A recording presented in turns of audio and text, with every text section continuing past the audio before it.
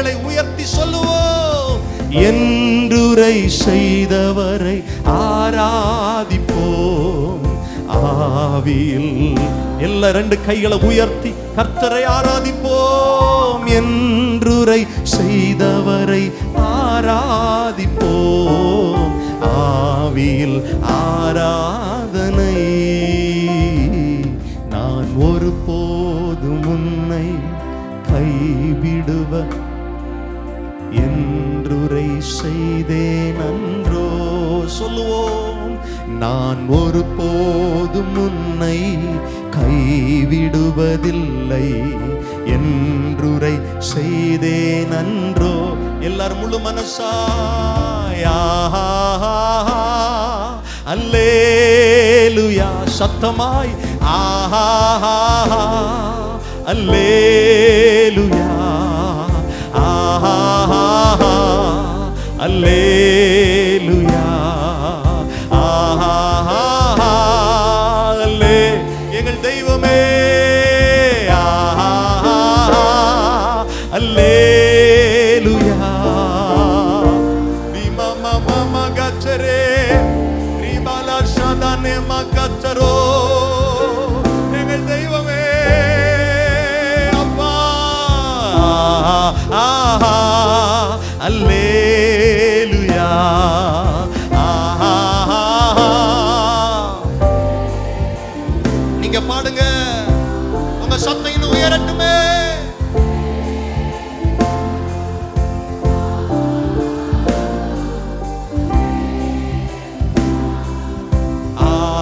ஆமே. நல்ல கைகளை தட்டி வாய்களை திறந்து நல்ல கம்பீர சத்தமாய் கர்த்தரை ஆராதிப்போம். அவர் நேற்றும் இன்றும் என்றும் மாறாத நேசர்.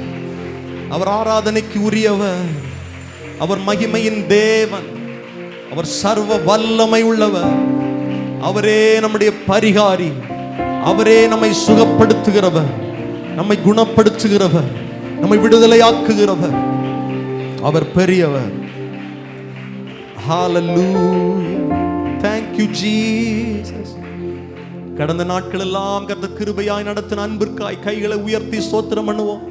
வருகிற வாரத்தில் கர்த்தர் தொடர்ந்து நடத்தும்படியாய் ஸ்தோத்திரம் பண்ணுவோம்.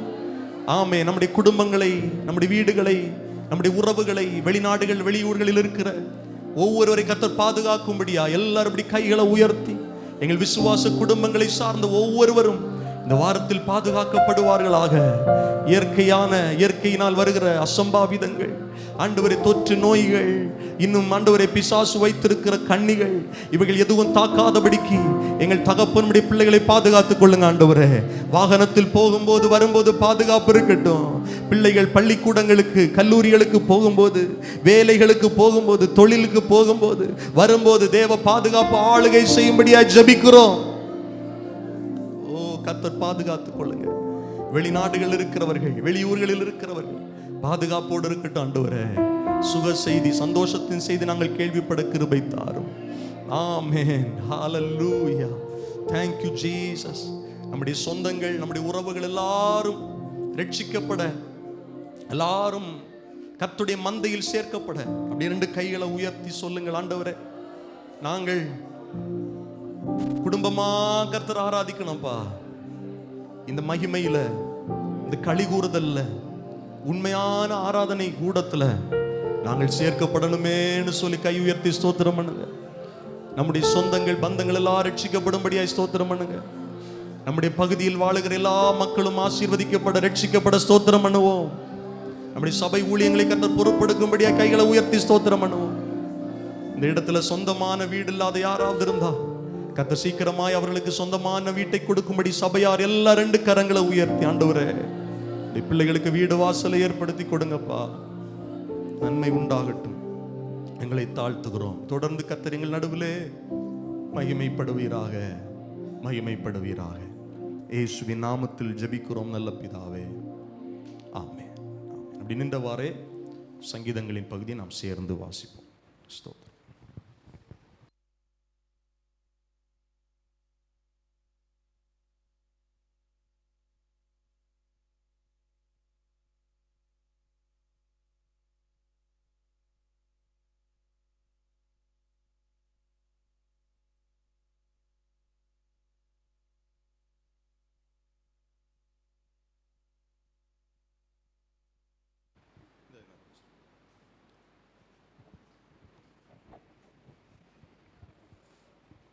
சங்கீதம் 51 முதல் 10 வசனங்கள்.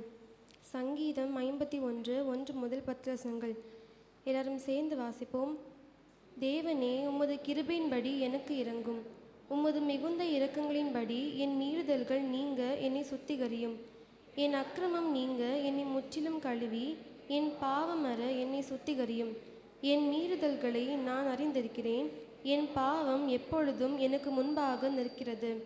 தேவரீர் ஒருவருக்கே விரோதமாக நான் பாவம் செய்து உமது கண்களுக்கு முன்பாக பொல்லாங்கானதை நடப்பித்தேன். நீர் பேசும்போது உம்முடைய நீதி விளங்கவும், நீர் நியாயம் தீர்க்கும்போது உம்முடைய பரிசுத்தம் விளங்கவும் இதை அறிக்கையிடுகிறேன். இதோ, நான் துர்குணத்தில் உருவானேன். என் தாய் என்னை பாவத்தில் கர்ப்பம் தரித்தாள். இதோ, உள்ளத்தில் உண்மையை இருக்க விரும்புகிறீர். அந்த கர்ணத்தில் ஞானத்தை எனக்கு தெரியப்படுத்துவீர். நீர் என்னை ஈசோப்பினால் சுத்திகரியும், அப்பொழுது நான் சுத்தமாவேன். என்னை கழுவி அருளும், அப்பொழுது நான் உறைந்த மழையிலும் வெண்மையாவேன். நான் சந்தோஷமும் மகிழ்ச்சியும் கேட்கும்படி செய்யும், அப்பொழுது நீர் நொறுக்கின எலும்புகள் களிகூரும். என் பாவங்களை பாராதபடிக்கு நீர் உமது முகத்தை மறைத்து என் அக்கிரமங்களை எல்லாம் நீக்கி அருளும். தேவனே, சுத்த இருதயத்தை என்னிலே சிருஷ்டியும், நிலைவரமான ஆவியை என் உள்ளத்திலே புதுப்பியும். அல்லேலூயா. கர்த்தர் கொடுத்த சங்கீதத்திற்காக எல்லாரும் கைகளை உயர்த்தி கர்த்தரை ஸ்தோத்திரம் பண்ணுவோம். ஆமேன். வேத புத்தகம் கொண்டு வந்தவர்கள் எல்லாரும் வேத புத்தகத்தை உயர்த்தி சொல்லுங்கள். ஆண்டவரே, நீர் கொடுத்திருக்கிற அழியாத உம்முடைய வார்த்தைகளுக்காய் ஸ்தோத்திரம். இதன்படி நாங்கள் வாழணும், எங்கள் பிள்ளைகளுக்கு நாங்கள் கற்றுக் கொடுக்கணும், அவர்களை வாழ வைக்கணும். கர்த்தாவே, எங்களுக்கு கிருபை தாரும். இயேசுவின் நாமத்தில் ஜெபிக்கிறோம் நல்ல பிதாவே. ஆமேன், ஆமேன். அமர்ந்து கொள்ளுங்கள்.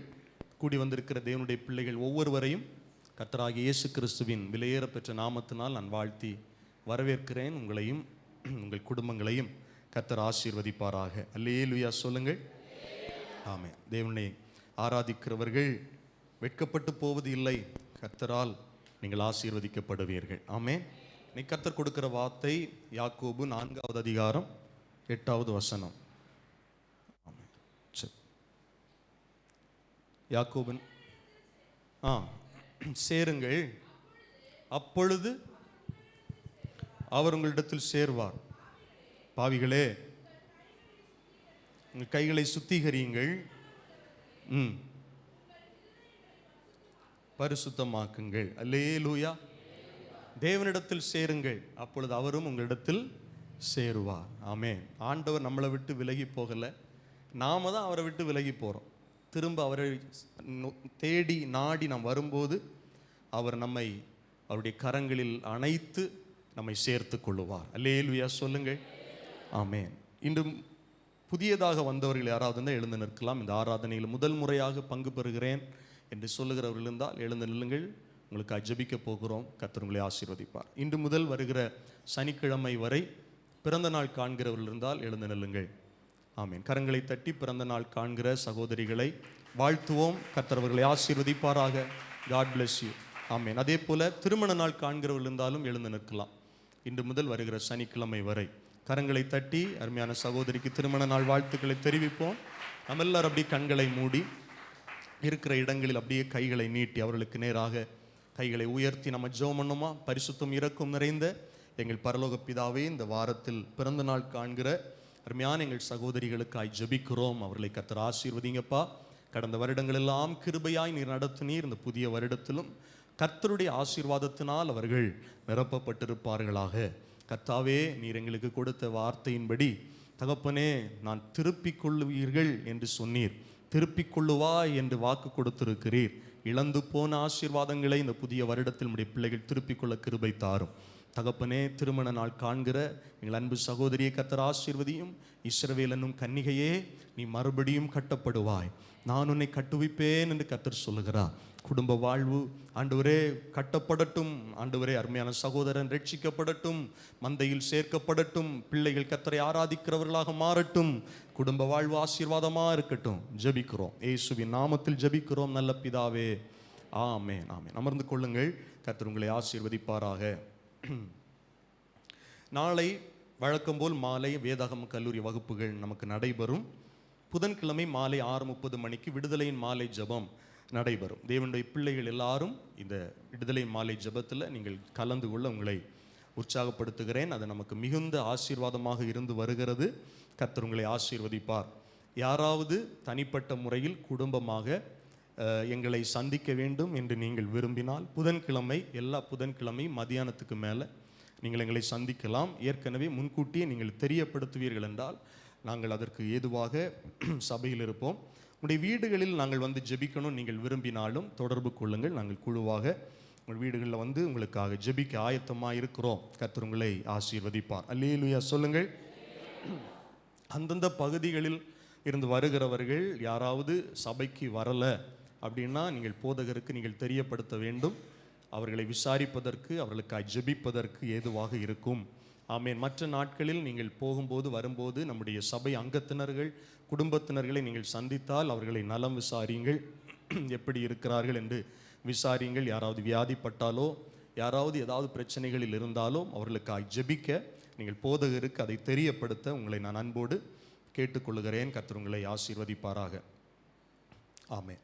அதே போல் பெற்றோருடைய கவனத்திற்கு உங்களுடைய பிள்ளைகளுடைய உடைகளை குறித்து நீங்கள் ரொம்ப ஜாக்கிரதையாக இருக்கணும். உங்கள் பார்வையில் உங்களுக்கு பெரிய பிள்ளைகள் வளர்ந்து வந்தாலும் பிள்ளைகள் உங்களுக்கு பிள்ளைகள் தான். உங்களுக்கு அது பெருசாக தெரியாது. பிள்ளைகளை வெளியே நீங்கள் அனுப்பும்போது அவர்கள் உடை நேர்த்தியாக இருக்கிறதா என்று செக் பண்ண வேண்டியது உங்கள் கடமை. ஆமென். கடந்த நாட்கள் நான் சொன்னேன், தம்பிமார் வந்து சர்ச்சுக்கு வரும்போது என்னது டிஷர்ட்டு போட்டு வரக்கூடாதுன்னு சொன்னேன். கீழ்ப்படிந்து பிள்ளைகள் அழகாக வராங்க. கர்த்தருக்கு ஸ்தோத்திரம். ஆமென். பெண் பிள்ளைகளையும் நீங்கள் ஜாக்கிரதையாக நீங்கள் கவனிக்கும்படி, பிள்ளைகளுக்கு ஏற்ற உடைகளை கொடுக்கும்படி, ஆண் பிள்ளைகளுக்கு ஏற்ற உடைகள் ஆண்களுக்கு, பெண் பிள்ளைகளுக்கு ஏற்ற உடைகள் பெண்களுக்கு நீங்கள் கொடுக்கணும். ஆமென். சரி, ஏன்னா நான் எதுக்கு அதை சொல்கிறேன்னா, நம்ம பார்வையில் நம்ம வீட்டில் பிள்ளை வளருது, நமக்கு அது பெருசாக தெரியாது. புரியுதா உங்களுக்கு? அவங்க வீட்டில் எப்படி வேணாலும் நீங்கள் பார்த்துக்கோங்க.